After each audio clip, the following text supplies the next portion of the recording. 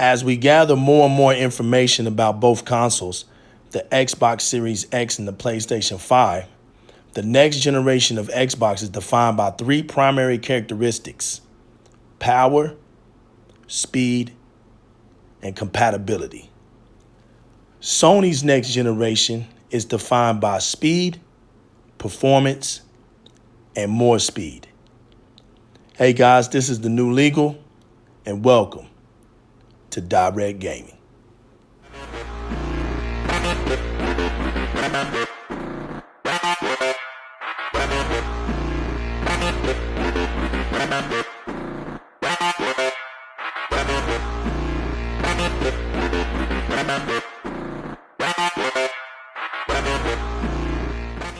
We already know about the specs. Let's get into the game changers and how will they showcase the implications within the console.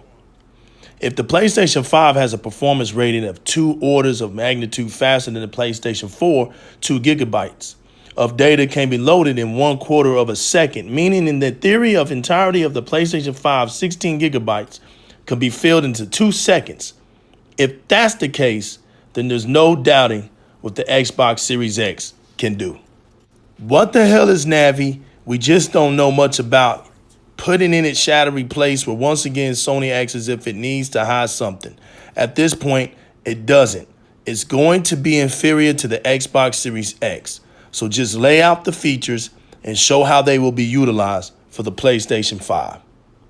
Before we get into what Navi means, the RDNA can be broken down into 3 things: redesigned compute units, the improved multi-level cache hierarchy, and its streamlined graphics pipeline, which allows for better performance at higher clock frequencies. Navi is the name now used as RDNA, and done away with it AMD has, for those that may not know. Where ray tracing is proportionally something for the PlayStation 5, it's a key feature for Xbox Series X, being that it will be in the hardware of the Xbox Series X. The other thing is, when the Xbox Series X revealed 12 teraflops immediately, it was compared to graphic cards. Why not so much for the PlayStation 5?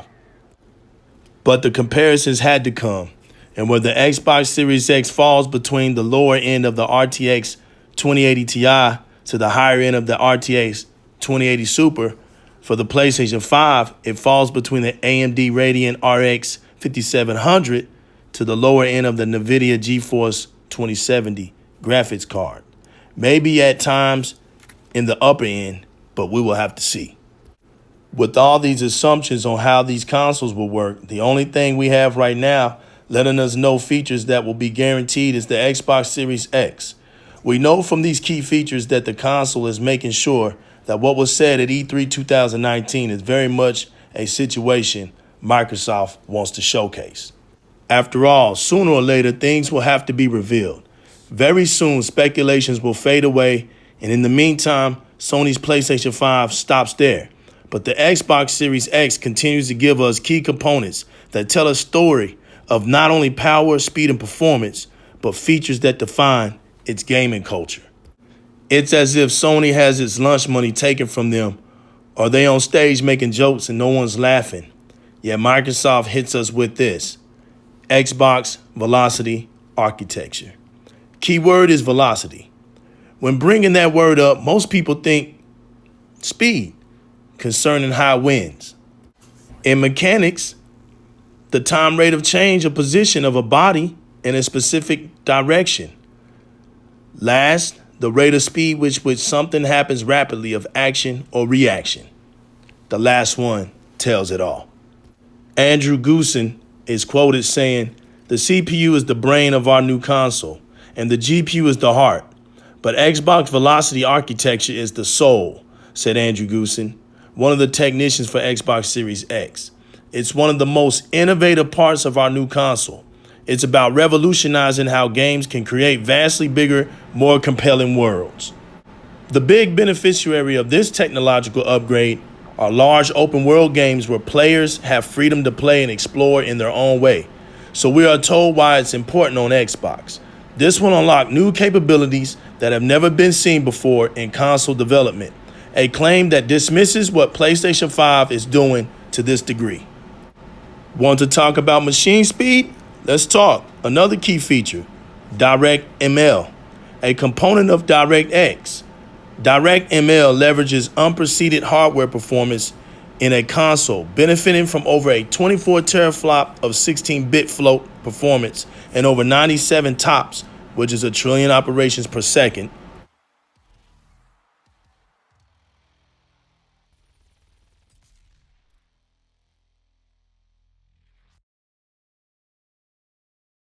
Another key component is hardware decompression. It's dedicated hardware to allow games to consume as little space possible on the SSD. Doing this gets rid of the overhead on the CPU, which in runtime decompression. This will work like a tag team for the Xbox Velocity architecture. Intelligent delivery, another key aspect.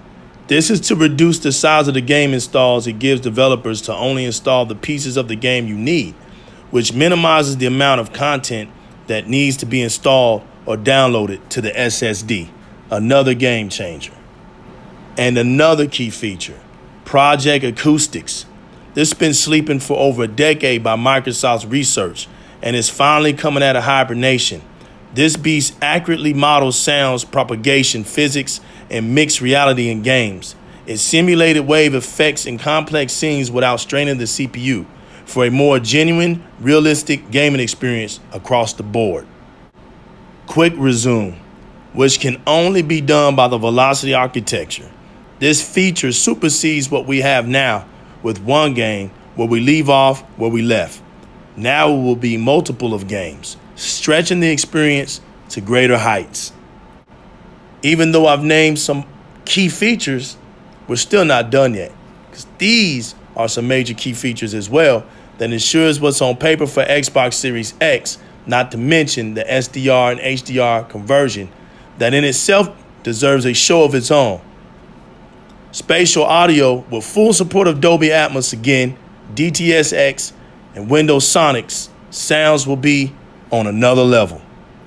And last but not least, the 120 frames per second.